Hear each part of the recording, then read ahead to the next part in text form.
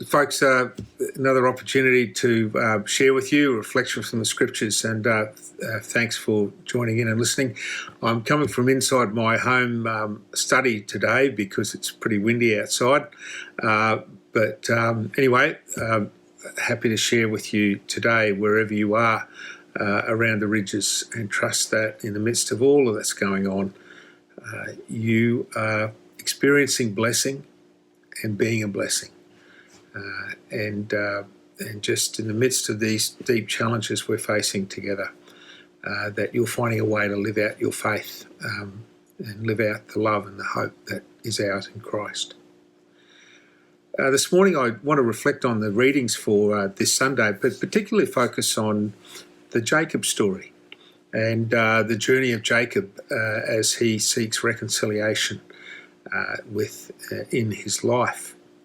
So it comes out of the book of Genesis, and of course Genesis can be kind of easily split into two parts. The first part, Genesis 1 to 11, which are these fantastic prehistory stories, the two stories of creation, the story of Adam and Eve, of Cain and Abel, of the flood, of the Tower of Babel.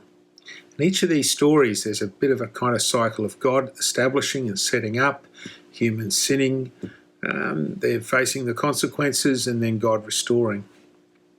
And you kind of get the issue at the end of chapter 11 is this going to keep on going? Is this how it's going to be, or is something different going to happen, this cycle? But these stories also speak to some of those really fundamental human questions.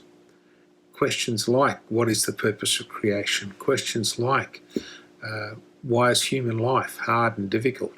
Why is there violence? Why can't we all just get along? And if things get so bad, will God just give up on us and destroy us? Why are there so many languages? So those kind of stories are sitting there to speak about that. They're like, in a sense, the Dreamtime stories of First Peoples in Australia. But the second part, chapters 12 to 50, we pick up the salvation history, the story of Abraham, of God calling Abraham. These are the identity stories, the meaning stories, the defining stories for the people of God and for the people of Israel. So these are the family stories, and all families have those kinds of stories. Why are you the way you are? What are the stories that give you a sense of peculiarity, of identity? And the family heroes are being represented, and also the family black sheep. But there's all these, we know these stories as we know we're a part of a family. And nations have them. We have the Anzac story, the pioneer stories, the immigrant stories. And of course we also have the story of the first people, a story that is yet unreconciled in many ways in our life together as a contemporary society. So the stories of Abraham, Isaac and Jacob are the defining stories of the people of God, and they kind of bring in this issue of how do you live with God, and what is God like to respond to and to live with. Hebrews call God the God of Abraham, Isaac and Jacob, and they do it to in a sense ground their self-understanding. They ground their identity. That little phrase reminds them every time they say it of who they are and of who God is.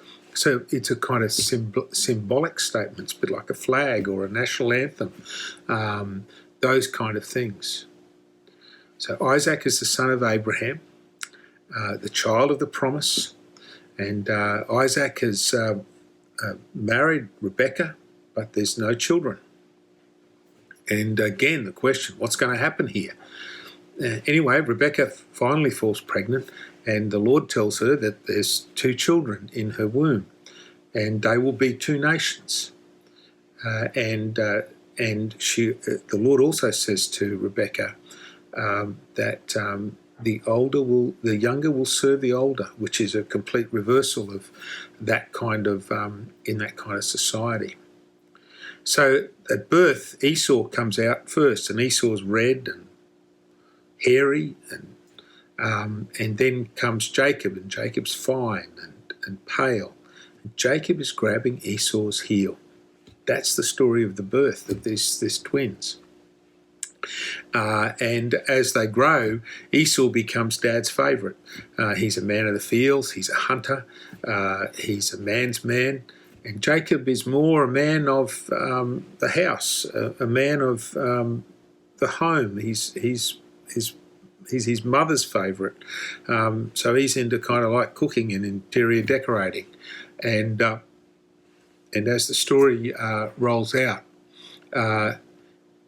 it's Jacob that usurps Esau and tricks his father and Esau into him receiving the birthright. Jacob receiving the birthright, the privilege of the oldest son. So Esau wants to kill him, and Jacob's on the run. And in the middle of being on the run from his brother out of his trickery, God comes to Jacob, as we've heard, the story of the stairway to heaven, and says, I will be with you, I will guide you. So Jacob heads off to Laban's country, Paddan Aram, which Laban's the brother of Rebekah, and he teams up with Laban, and they spend 20 years really trying to outdo each other in trickery and deceit. And Jacob senses it's time to come. His time there is finished. Now, I think the mood might be turning a bit. He's been too successful, and he decides also there's something about the truth of his life that he has to deal with, and that is his relationship with his brother. And so he heads home. And the story we have is the story of the night before he meets Esau. He sent all these offerings to Esau to appease him. He sent his family over, and he meets God in a night of truth. It's called Jacob at the Jabbok, and that's the reading that we had today. And we'll look into that encounter and see what it might mean for us. So here we are. Jacob, the night before he faces his truth, wrestles with God.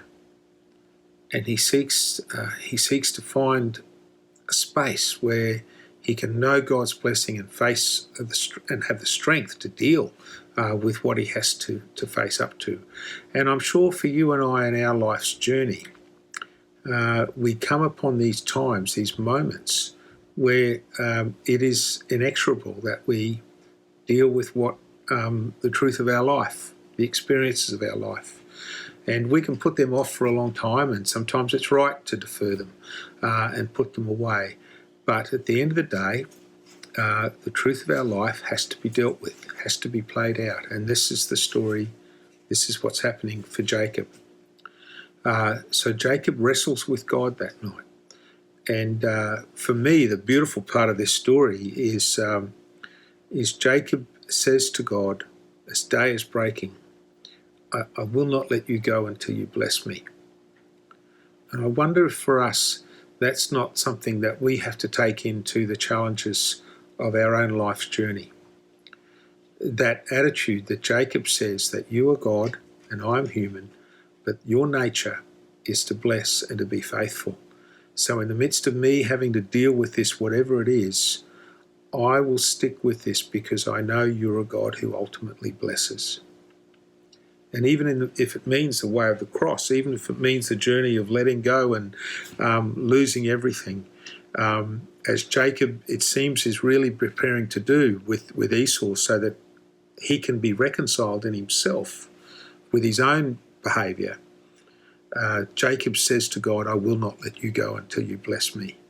And I think for us in our life, in our communal life as families, in our communal life as the church, in our life in all those significant relationships that we share in, our relationship with God, how would it be if we went into those relationships with a commitment to truth, a commitment to reconciliation and to wholeness, but with a commitment also, a belief that says we will not let each other go until we're blessed, till we find the truth, and that truth is expressed in grace towards one another. And I think, frankly, of our church councils, synods and presbyteries and assemblies, church councils, our gatherings. That's a part of what we're called to do as the people of God together, to have diversity, to have different views, to experience conflict, but to say one another, we will not let each other go until we're blessed. And I think that's the model for a family relationship also, in the midst of building a deep and strong, lasting and loving marriage. We have that attitude to each other. We will find reconciliation. We will work at this. So I think that's a beautiful part of this little story. Jacob wrestling with God and making that heroic statement. So as the story goes, he leaves that space with a sacred wound and with a new name, because he has been changed by his encounter with God. He's a different person.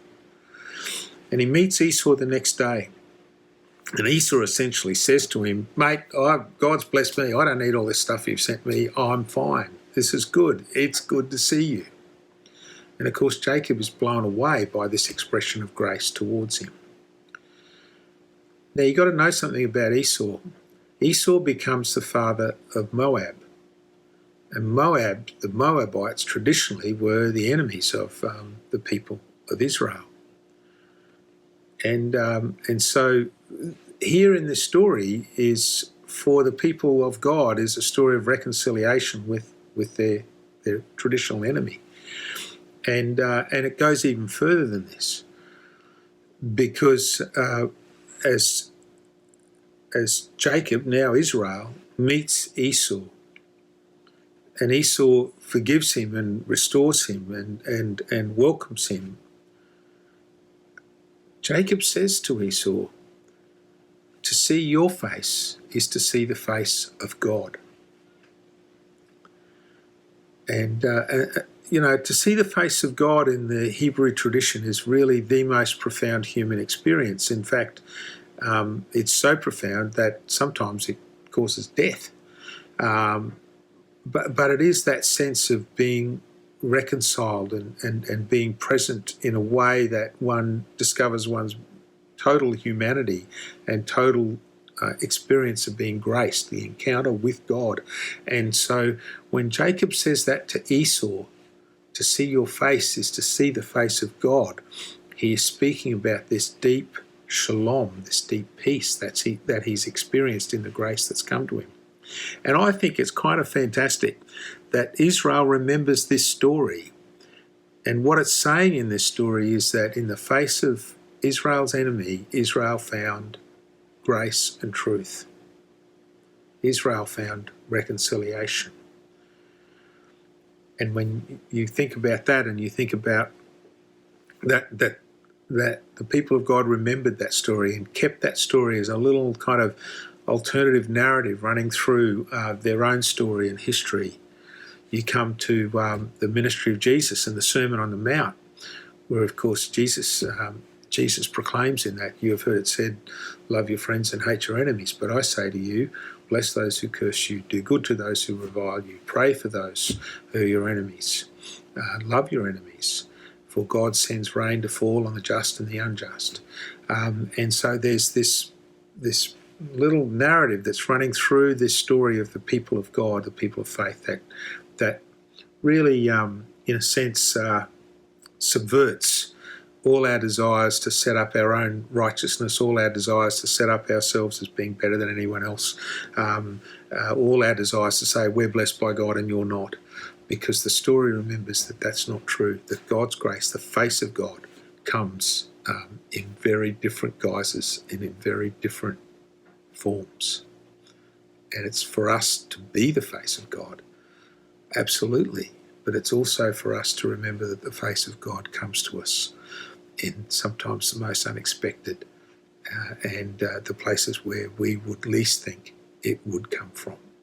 So as we've seen in this story, in the story of Jacob, we've seen this revelation of what Jesus articulated in the New Testament, in the Sermon on the Mount, about love of God, about love of the other, and about being ready to see that grace comes to us, the face of God comes to us in the most unexpected ways, and we should never think we've got our control on that. And we also see through this story, I think, a call to a journey of discipleship that at its core and its inner sense is a recognition that we will not be reconciled with anyone until we're reconciled to ourselves, to our own truth, our own journey. And the Jacob story reminds us that God is ready to bless.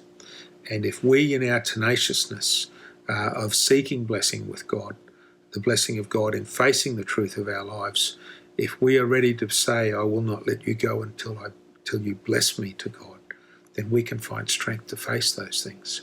And those things then can become the means of grace to others. This little story of the feeding of the 5,000, I'm going to save up a bit. I want to speak to you about that at the Synod in session. But suffice to say at this point, this is almost that miracle of grace that is the encounter of Esau and Jacob. For the feeding of the 5,000 is this space where God demonstrates that we can live together, that we can be open to one another. And as we offer what we have, even though we think it nothing, even though we think it small, God is able to take and to bless and to multiply. And we can all find something deeper and richer. We can find that there is room at the table for more than we could have imagined for others in this story. And this story is about the reconciliation. It is about food in the wilderness. It's about a table that's bigger than we thought it could be. It's about welcoming the stranger. It's about honouring the fact that we can share our life together as we bring what we have. It is multiplied by God. So I think all these stories are about the journey of personal discipleship and the wonder of being encountered by grace from outside of ourselves. And I pray that as you share in your life this week, in the midst of all the strangeness of our journey, you will do so in that inner journey of discipleship that recognises that grace and truth has to be encountered in our own journey, but also that grace and truth will be encountered because we will find the grace and the face of God in the other as we're ready to be that for the other. May God bless you. May you find grace and truth this week as you live your life in the light of the goodness of God. Every blessing.